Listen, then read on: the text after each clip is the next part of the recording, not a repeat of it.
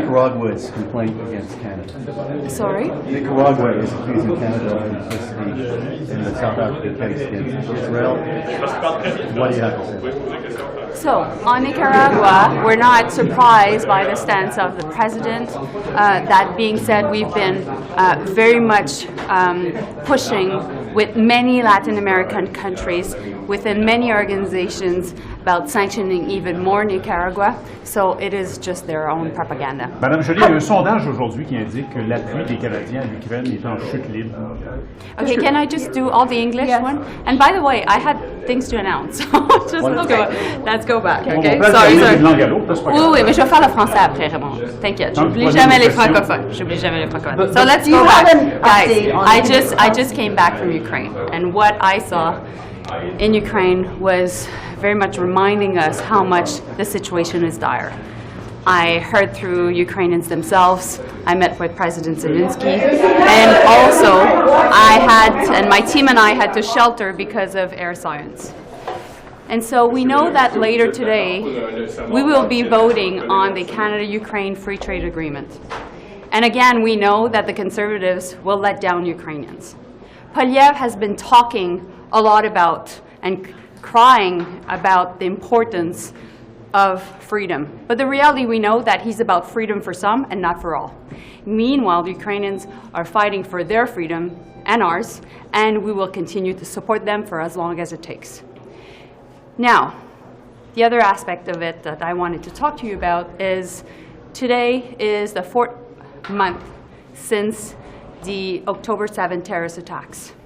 We will be sanctioning Hamas leaders and Islamic Jihad leaders today. I'll have more to say later in the afternoon, but let me be clear, Hamas is a terrorist organization and they will be held accountable for their terrorist attacks. En français maintenant. Je reviens tout juste d'Ukraine et j'ai rencontré plusieurs Ukrainiens. J'ai rencontré le président Zelensky. Également, nous avons dû nous réfugier parce qu'il y avait des sirènes antiaériennes. Et tout ça fait en sorte que on m'a rappelé à quel point la situation en Ukraine est extrêmement difficile. Aujourd'hui, nous allons voter en faveur, le gouvernement bien entendu, en faveur de l'entente de libre-échange entre le Canada et l'Ukraine. Nous savons que les conservateurs vont laisser encore tomber les Ukrainiens et voter contre. Poilievre parle beaucoup de liberté, il crie sur tous les toits « liberté ». La réalité, il est en faveur de la liberté pour certains, mais pas pour tout le monde. Nous savons que les Ukrainiens se battent pour leur liberté, également pour la nôtre, et nous allons continuer de les soutenir pour autant qu'il faudra. Nous allons également annoncer plus tard aujourd'hui que nous allons sanctionner des leaders du Hamas et du Djihad islamique. Ça fait maintenant 4 mois que les attaques terroristes du 7 octobre ont lieu. Alors c'est pourquoi, en tant qu'organisation terroriste, le Hamas doit absolument être tenu responsable et c'est pourquoi nous mettons en place ces sanctions. Minister, can you explain what Canada has done to ensure that Israel abides by the provisional measures as ordered by the International Court of Justice? Yes, of course. I've had clear conversations with my counterpart, Israel Katz, because of course we absolutely need to make sure that there's more aid going in Gaza. The situation is dire, is catastrophic, and I've said many times it is one of the worst places to live on earth. I had a conversation this morning with my counterpart from Jordan. We also talked about how we can make sure that there's more aid going in. We'll continue to provide that aid. And finally, what we need to stop the escalation in the region is a hostage deal. That is why we're in close contact with our American friends, with Qatar, and also with Egypt. Do you think there's a risk of genocide happening right now in Gaza? Sorry. Why haven't you spoken with Minister Katz about the Mansour case, the Canadian in Gaza who's missing? I have spoken to Minister Katz about the Mansour case. I've spoken to Mansour Schumann's mother. We saw this morning good news about Mansour Schumann being alive. I've spoken also this morning with Ramallah head of of office with our ambassador, and I'll be, I hope, speaking with Mansour Schuman's mother later today. It's not only about aid, it's also about things like collecting evidence, stopping officials from making statements that incite genocide. What proactive actions that Canada is required to take by that level have you taken? Well, of course, I've raised it with my counterpart, and I'm working a lot with many countries in the world to make sure that we stop the violence, because we absolutely need to get to a hostage deal. This hostage deal would, of course, allow hostages to be released, more humanitarian aid going in, but also having Hamas lay down its weapons. And we hope that from that moment that there is that hostage deal, which will lead to, of course, a truce of a couple of days, we hope a couple of weeks, we can lead then to a sustainable ceasefire, which will stop, of course, the escalation in the region, but the war.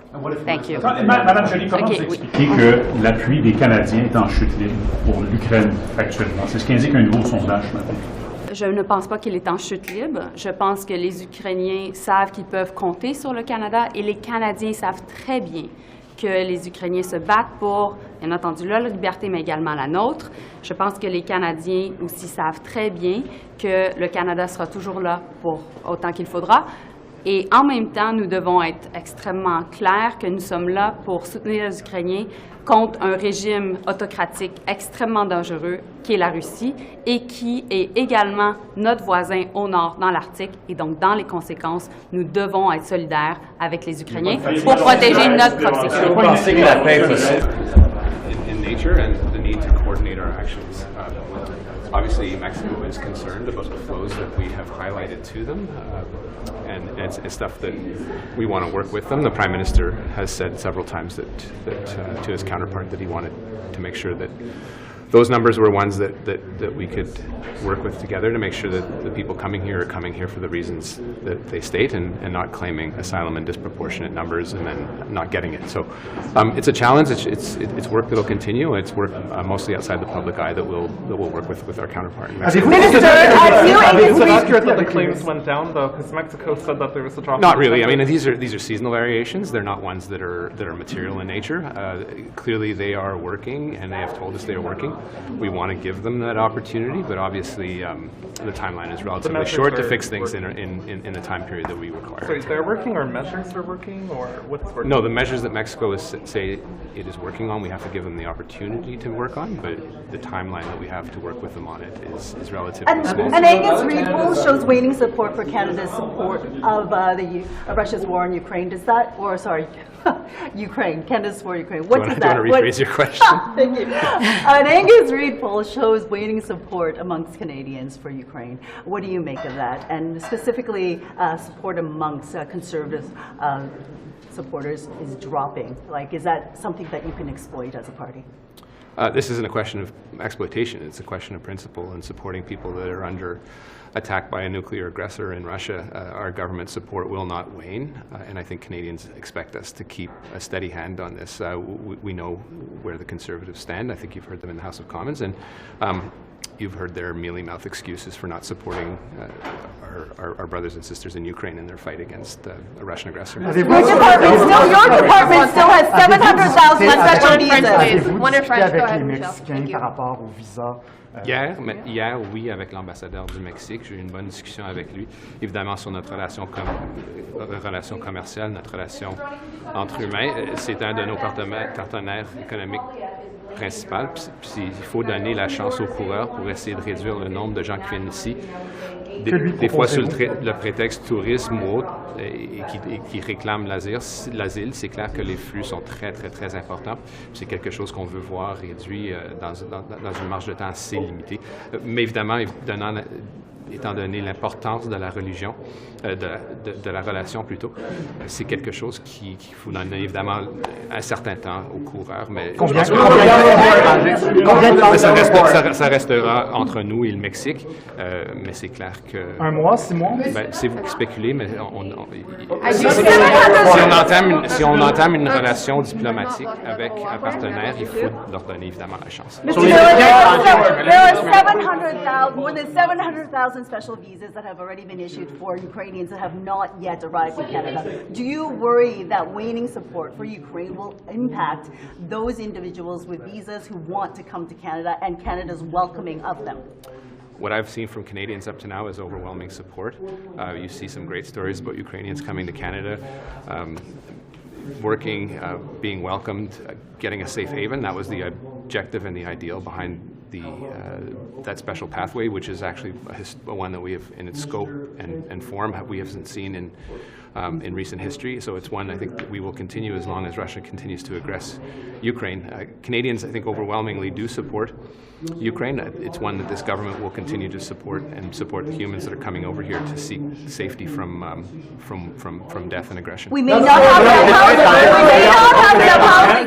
We're releasing the full list of Nazis that came to Canada. Sorry, ask the question again. Now that the Rodel report is out, is Canada open to releasing the full list of Nazis that came to Canada? Just to back up, we released 99.9% of the Rodel report, up from whatever it was before, but I think it's 80% that had been in the public domain. It was something I think that was very important given what has gone on in the last couple months. It is no secret that Canada does not have a declassification regime. It's one I think that is unfortunate for a country like ours, but that's the reality that we're composing with. The next step is to take a look, a more detailed look at Part 2 of the Deschênes report, which does have a number of pieces of information that remain redacted. Whether there is a legal basis to remove those redactions is the work that is ongoing. Whether there is a public interest as well to maintain those redactions is also another consideration.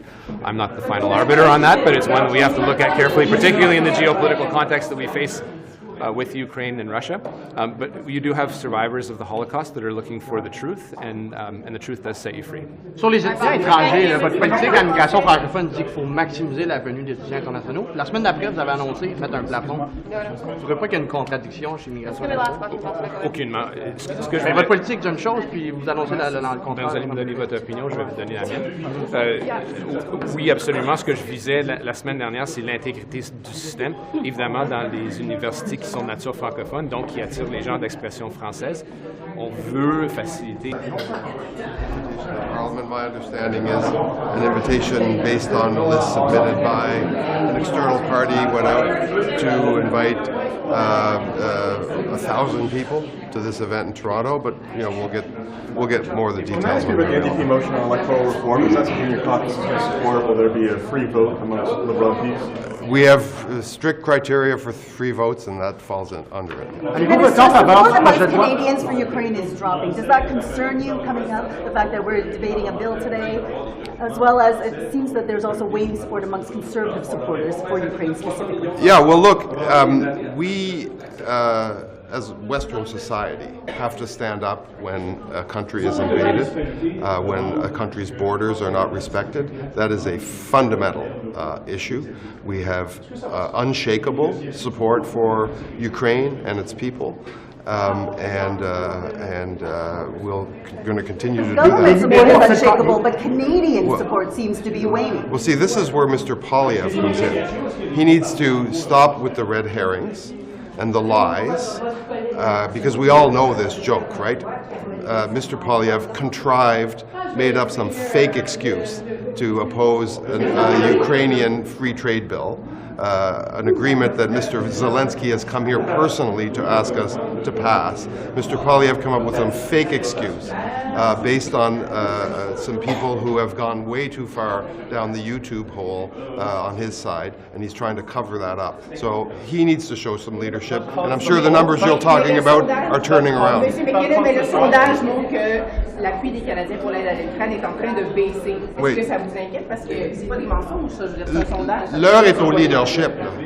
Lorsque M. Poilievre tolère au sein de sa formation politique des gens qui croient à des conspirations, des théories de complot, il doit aux Canadiens de faire preuve de leadership. C'est un grand test. Aujourd'hui, on va voter en troisième lecture sur ce projet de loi-là.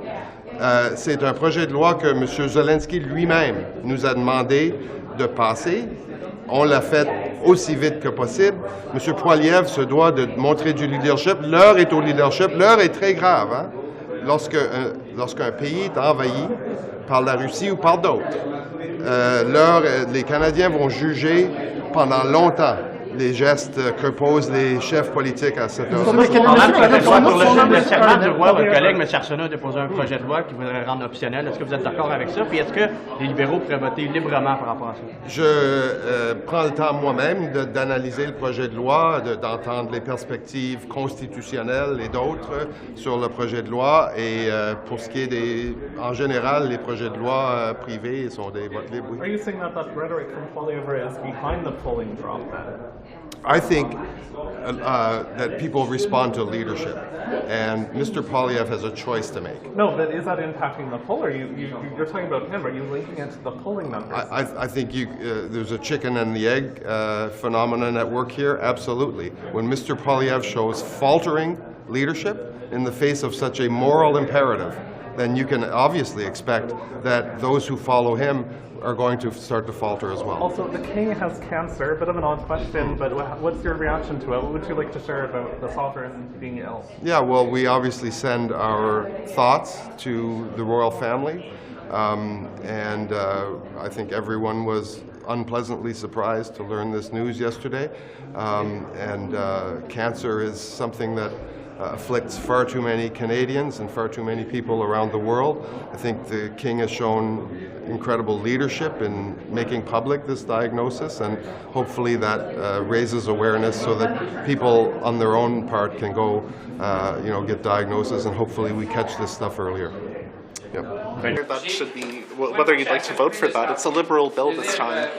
Yes, we are discussing that this week, and certainly the National Caucus meeting. I'm really working with my colleagues. I'm a team player, and I will continue to make sure. Sur l'aide à l'Ukraine, il semble que l'appui des Canadiens est en baisse en faveur d'une aide supplémentaire à l'Ukraine. Est-ce que ça vous inquiète de savoir que les Canadiens sont peut-être... C'est pas l'histoire que j'ai entendue, pas du tout. Comme j'étais la ministre de la Défense nationale et maintenant aussi, j'entends que les Canadiennes soulignent notre appui pour l'Ukraine. C'est pas seulement une matière de les relations entre les deux pays. C'est une matière de la démocratie, l'ordre international fondé sur les règles, les Ukrainiens ici, surtout la communauté ukrainienne qui sont des immigrants. Donc, il y a beaucoup de raisons, plusieurs de raisons de continuer et d'appuyer l'Ukraine à ce moment. Est-ce que le Canada a les moyens de continuer à aider l'Ukraine comme il l'a fait? On sait que les cordons de la bourse sont un peu serrés en ce moment. Nous examinons toutes les options pour aide pour l'Ukraine. Nous avons, comme vous savez, nous avons cherché, nous avons trouvé l'inventoire de notre force armée canadienne. Nous avons signé des contrats avec les fournisseurs. Donc, il y a beaucoup de types d'aide. Et nous continuons de chercher beaucoup de types d'aide pour l'Ukraine. In concrete terms, what can the government do to turn the tide on a changing opinion in this regard? The objective is to support not only Ukraine in its time of need, but also democracy, and to work with our allies internationally. I think that is something that is forgotten, that it is also a matter of working with our NATO allies to ensure that we continue to be cohesive as a collective support for Ukraine, and that needs to continue. I'm just wondering is there a role for the Liberal government to do something to encourage broader Canadian domestic support for a long-term commitment? Our role will be to continue to stand up for the principles that we began with in support for Ukraine. That set of principles included ensuring that we stand up for the international rules-based order that has maintained the peace since the Second World War. And that also means listening to many communities within Canada who very much still support the Canadian effort to provide aid to Ukraine of all sorts. That's it for today. Thank you. Poilievre is blaming your government for all of this. You guys opened the door to say we want to do something on this issue. It's a national issue. Now he's saying 8 years of Justin Trudeau's government. This is an enormous problem. You guys have to take responsibility for it. What do you say? I say to Mr. Poilievre, he should get his facts straight. He's made some statements that relate to an old bill called Bill C-5 and another bill called Bill C-75 that don't actually represent what was indicated in that legislation. The issue, for example, about mandatory minimum penalties has been raised repeatedly. The mandatory minimum penalty for repeat auto theft remains on the books. I was explaining that to him in the House of Commons. I'm happy to explain that to him. But that's process. What are you saying to Canadians who are being told repeatedly by Mr. Poilievre that he has a plan before you've even had your summit and that you folks are responsible for this? First of all, I'd say to Canadians that I understand their concerns about safety in their communities. I share those concerns as a Toronto MP. That's the first point. The second point is what I would say is that we need to look at many different instruments and tools to address the pressing situation. What is being suggested by Pierre Poilievre already exists in the criminal code. It's third point. Fourth point is that what we need to do is we need to ensure we're looking at all aspects of the system. There's a component of the criminal code. That's my responsibility. My colleague, Minister Dominic LeBlanc, looks at public safety and security. How well funded are local police of jurisdiction? How well funded is the CBSA? Minister of Transport, Pablo Rodriguez, looks at the port. Is the port secure enough in terms of things that are exiting the port? Do we need to change the mandate letter of the CBSA to affect more security at the port? We also need to look at auto manufacturers. Is that on? Changing the CBSA mandate? Let me just finish. We're bringing in Minister Champagne into the conversation to ensure that the auto industry is also taking responsibility to ensure that the vehicles are not as stealable, for want of a better phrase, but secondly, that they're better tracking. And lastly, what Pierre Poilievre is desperately missing is that he wants to take extremely punitive measures to the 16-year-olds that are committing crimes in Toronto. It's important to keep people safe in places like Toronto and right around this country, but it's also important to understand who's masterminding things behind that 16-year-old. This is organized criminality. Organized crime is behind this. That's what we've heard from police. That's what we're trying to address. And we've got legislation that we're already working on to address that very issue. It's in the fall economic statement, and Mr. Poilievre, in his infinite wisdom, is voting against that legislation. Just about René Arseneault's bill. What do you think? René Arseneault's bill to get rid of the oath to the king. Do you think it needs a constitutional amendment? So with respect to Mr. Arseneault's bill, I've got a lot of respect for Mr. Arseneault. I think what's important with respect to the oath of office is that we look at that very, very closely in terms of the oath that is currently used by members of the House of Commons pursuant to the Constitution is the same oath that is used in every legislature around. But Quebec changed it without changing the Constitution. L'exception religieuse au discours haineux, est-ce que, comme le Bloc québécois suggère d'enlever l'exception religieuse au discours haineux, est-ce que c'est possible de faire ça? Donc on est tout à fait au courant de ce qui a été suggéré par, je crois que c'est M. Blanchet lui-même qui a proposé ce projet-là. Et je comprends qu'il y a une inquiétude, pas juste au Québec, mais partout au Canada, vis-à-vis la haine et le montant de haine qu'on a vu, spécialement depuis le 7 octobre. C'est une situation qu'on vise directement, comment on peut promouvoir plus de tolérance, comment on peut diminuer la haine. Oui, avec le code criminel, ce qui est important de souligner, c'est qu'on a déjà plusieurs aspects qui est dans le code criminel pour traiter la haine. Donc, oui, je comprends ça très bien. Donc, on va étudier ce projet de loi très directement parce qu'on est tout à fait d'accord avec un mouvement qui vise de diminuer le montant de haine. Sur le serment au roi, est-ce que vous pensez de l'initiative de votre collègue René Arseneault qui veut faire abolir avec un projet de loi le serment au roi pour les députés? Je pense que l'idée de donner le choix aux gens, c'est une bonne idée. Maintenant, je vous dirais qu'on a beaucoup de priorités pour les Canadiens et les Canadiennes, alors on va continuer de se focaliser là-dessus. Vous savez, il y a beaucoup de priorités. Là. Donc, vous avez tendance à voter pour? Oui, c'est ça.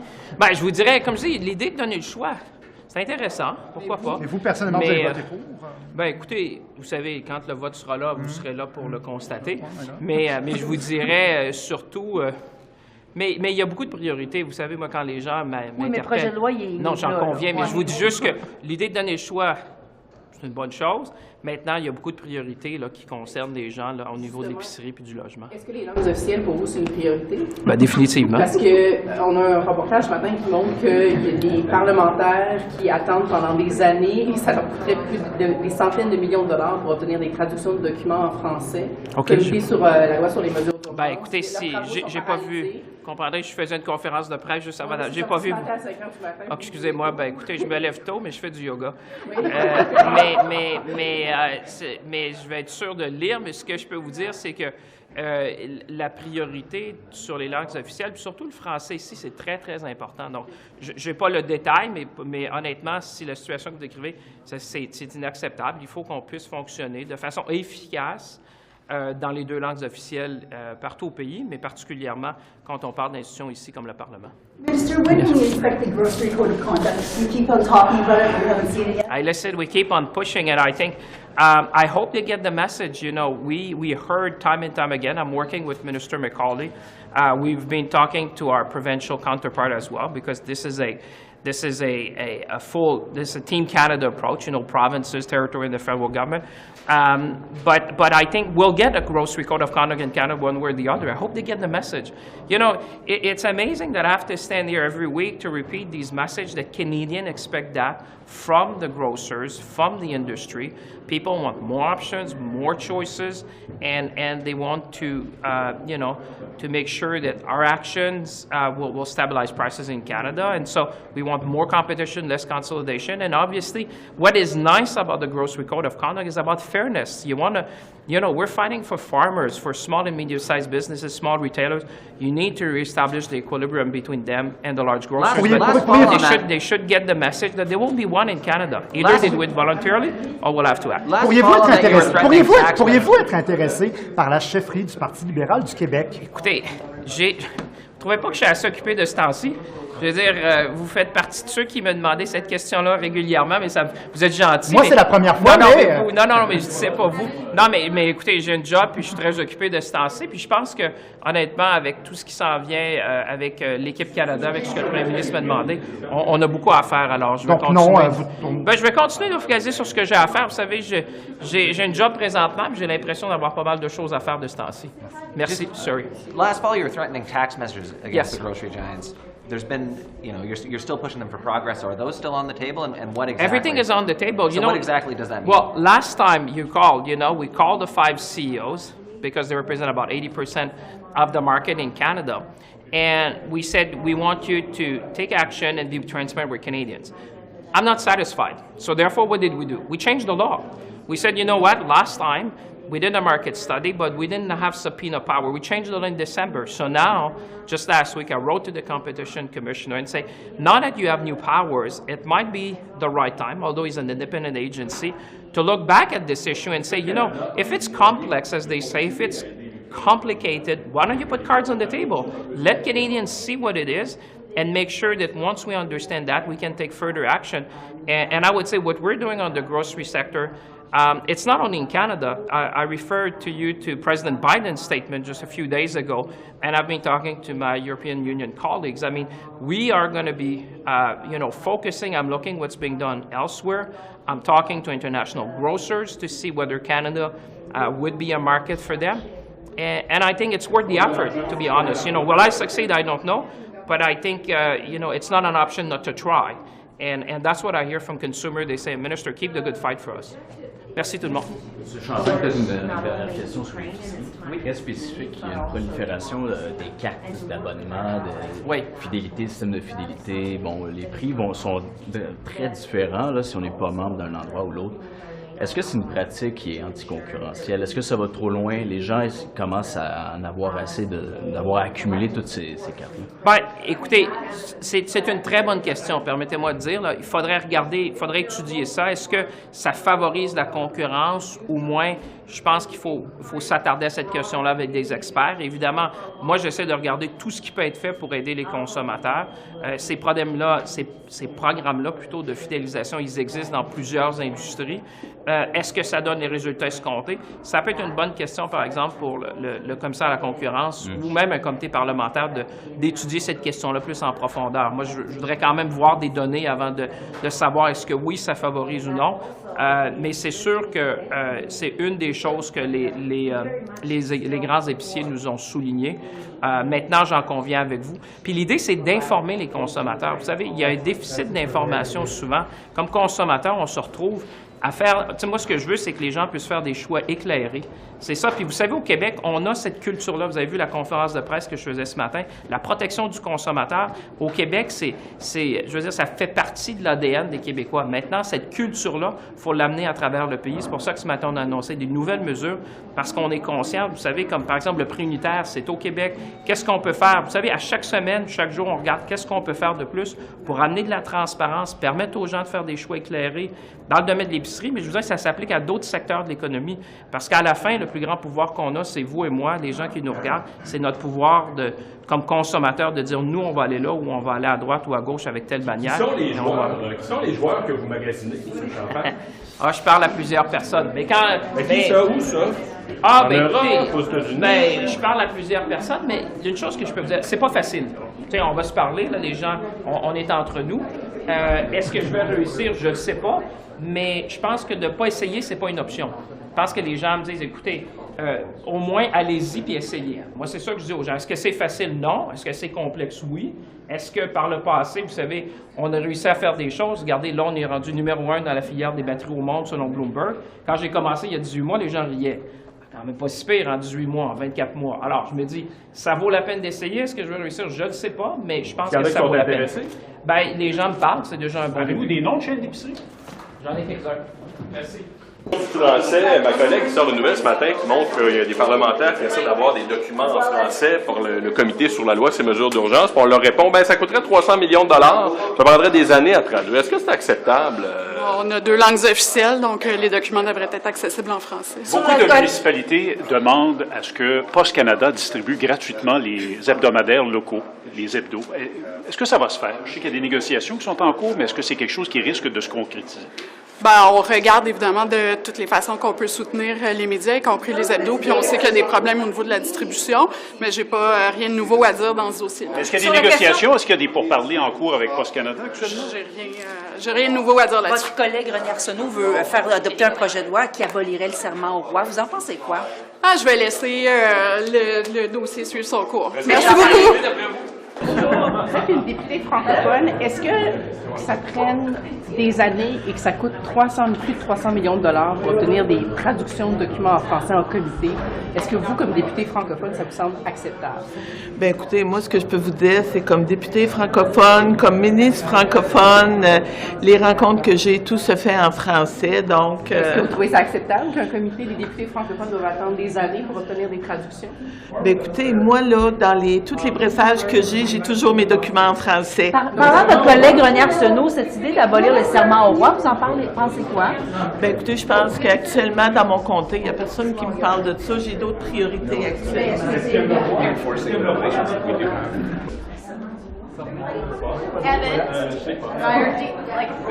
We should divide and conquer. So you take one ham, I'll take the other. Monsieur Rodriguez, en faveur du projet de loi de votre collègue sur le serment au roi.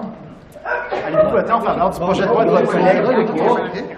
Les votes sont secrets, c'est nouveau, ça? Non, mais qu'est-ce que vous en pensez? L'année passée, quand le Bloc québécois proposait une telle idée, vous disiez que c'est une perte de temps. Là, c'est vos propres collègues qui le proposent. Est-ce que c'est une perte de temps? Bien, je comprends la logique, je comprends le débat, je comprends la discussion, et je pense que René amène ça de façon très, très intelligente, très structurée. Et on voit aussi qu'il a réfléchi puis qu'il a travaillé depuis plusieurs années.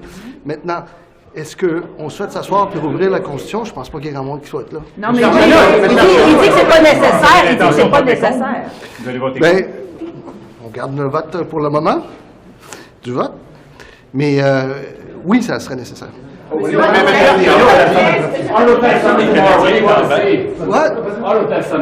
Yes, well, that's a very important moment, actually.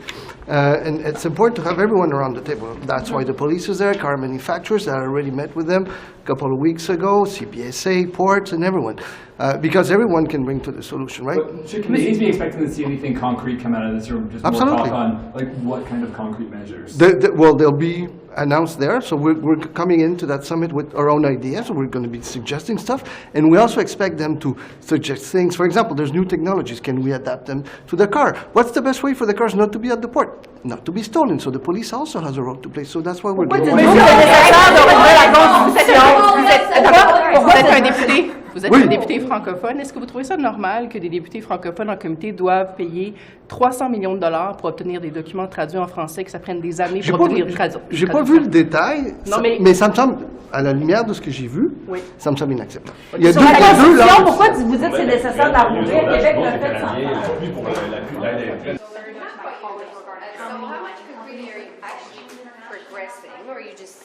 saying that until the end of March? No, we are progressing concretely. You know, the challenge on these things is that, you know, as you get closer to thinking you have an agreement, there are always additional details and additional pieces that come into play, and those are a challenge. So even as you move forward, you know, each move or step forward unveils a different potential challenge. So, you know, there are a lot of conversations that have to be had inside of government to understand what the implications of different requests might be. So, you know, when I say it's moving forward well, I say that earnestly. It is. But it isn't easy. Are you agreeing on the definition of universal, whether that is all drugs or complementary drugs? Yeah, no, I mean, I'm not going to get into details about what's there, just simply because there's a lot of back and forth, and sometimes, you know, those are moving lines, and it would be very confusing, I think, if we're lurching back and forth publicly as we're negotiating things. So, you know, I'm going to be very happy in very near term to be able to go over what the machinations were and what some of those concerns were and how we got to where we got. But right now, those are internal considerations. Is there a budgetary issue with this? Of course, you know, the government's looking to save a lot of money right now, and this is going to be a massively expensive program. Well, just to be clear, we can't afford this to be a massively expensive program. We're not in a time where the fiscal framework can absorb, you know, massive costs, and so that absolutely is a consideration. You know, this we have to take action, and we have to demonstrate that we're looking at how to make drugs more affordable for Canadians and how to take definitive action, but be respectful of the challenging fiscal framework that we're in. We're not in a time where we can just open up and spend an enormous amount of money. So there are points of difference on issues like that. But as I say, we're working through those. How do you do pharmacare without an enormous? To draw the line. Up until now, everything in the deal has happened. Is this where you're willing to actually draw the line? Because you don't have the, you don't, someone almost fell. You don't have the actual fiscal room. You don't agree on how universal this should be. Is this where you're maybe willing to say, you know what, this is where we draw the line, we can't do this? In the conversations that I've had with Don Davies and with the New Democrats, they've been respectful of the fiscal challenges that we have, and they understand that that there's a limited frame in which we can move. This is framework legislation. We've been able to do an enormous amount of reducing costs on things like bulk purchases. There's a lot of things that we can do that don't necessarily have to cost a huge amount of money. And there are things that we can do that can displace costs. So, you know, I think... Can you give us some examples of those things? No, and the reason why not, and I know this is incredibly frustrating for you, and I assure you it is for me. It's frustrating for me to come here day after day and not be able to give details, but I don't want to be prejudicial to the conversations that we're having, and there is a lot of back and forth, and we are extremely close to that deadline, where I'm going to be able to talk in detail about some of these things and what was considered and why certain things were rejected and others were accepted. But by saying that there is not a lot of money to spend on this program, right there you're putting significant limitations on what some people might view as universal pharmacare. Well, everybody has a different idea of what is or what is not significant. But I mean, there are you know, there are a lot of things that we can do. There's a lot of things that we have done to reduce drug costs, to find efficiencies, to set our framework up for success in the future, to learn from, you know, pilots like the pilot that we had in PEI. So there's a lot of opportunities to learn and to move and advance in the direction this country needs to go and to improve outcome for Canadians that don't necessarily involve massive expenditures of money. With dental care, you seem to initially try to go, target might not be the right word, but go to the families who needed it the most, lower income families with kids. Is that something you can see starting with pharmacare, where you really just try to target those who don't have private health care that covers their drug costs already? Well, look, I think that in the conversations around pharmacare, there are, you know, some folks who, you know, philosophically just want to see an entirely different plan and get rid of everything that's there. And there's other folks, you know, where you want to sort of focus on the pieces that are missing. I mean, those are all part of the conversations. There isn't at this point something that I can make a public pronouncement on. Okay, thanks so much. Keep trying. Est-ce que vous trouvez ça acceptable de discuter des millions de dollars, 300 millions de dollars pour avoir accès à des documents en français? On a un comité sur les mesures d'urgence qui demande la traduction de plusieurs preuves, puis on leur a répondu, ben, si vous voulez faire ça, ça va coûter 300 millions de dollars, puis même un index, ça coûte 16 millions. Bien, je pense que oui, ça prend des ressources pour s'assurer que le gouvernement et les parlementaires puissent fonctionner dans un environnement bilingue, mais c'est une obligation du gouvernement canadien de fournir à tous les députés les outils dans les deux langues dont ils ont besoin pour faire leur travail. Est-ce qu'on devrait faire plus de pression pour être proactif, pour empêcher que ça prenne des années avant d'avoir une décision sur est-ce qu'on fait la traduction ou non? Oui, je pense qu'il faut être plus proactif. Il faut utiliser aussi les nouveaux outils qui sont disponibles pour accélérer et faciliter ce travail de traduction qui est absolument essentiel pour que les députés puissent faire leur travail. Justement, au niveau de la traduction, est-ce que vous considériez utiliser à plus large échelle l'intelligence artificielle? Je sais que ça dépend de votre ministère. Oui, ils le font déjà et ils le font de plus en plus. Il y a évidemment un ajustement qui s'est fait au cours des dernières années parce que ça demande des connaissances et des techniques qui étaient peu familières aux traducteurs et aux interprètes, mais ça fonctionne de mieux en mieux et on doit continuer à investir de plus en plus. On s'attend à ce qu'il y en ait de plus en plus dans les Merci. If you can answer this question, it's like literally just got the email back from procurement. Any comment just on the sheer amount of hazardous materials taken out of center block so far? Yeah, procurement saying 12 million kilograms, including asbestos, have been pulled out. Well, I wouldn't know by heart the exact amount, but it must be quite a big amount because that building, as we know, was constructed many decades ago in a world in which construction techniques and materials were quite different. And in 2024, you need to do things in a manner that protects the environment and the safety of people.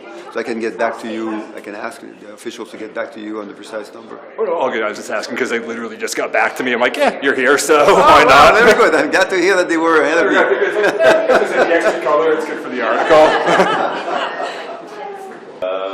Well, I mean, our focus is largely domestic in terms of the development of critical minerals. So, but of course, we are concerned about supply around the world. I mean, it's a Canadian mine that's being yeah. It's a Canadian-owned and operated mine. Yeah. I mean, look, we're concerned about the availability of critical minerals, particularly those that are not controlled by countries that are probably non-democratic. And so anything that actually interrupts the flow of copper or other critical elements is a concern, for sure.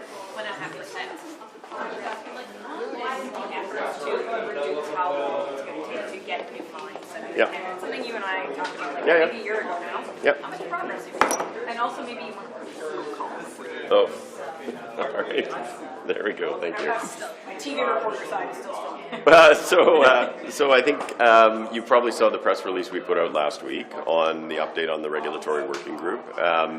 So I think we are making progress. There will be a detailed action plan coming forward in the next few months.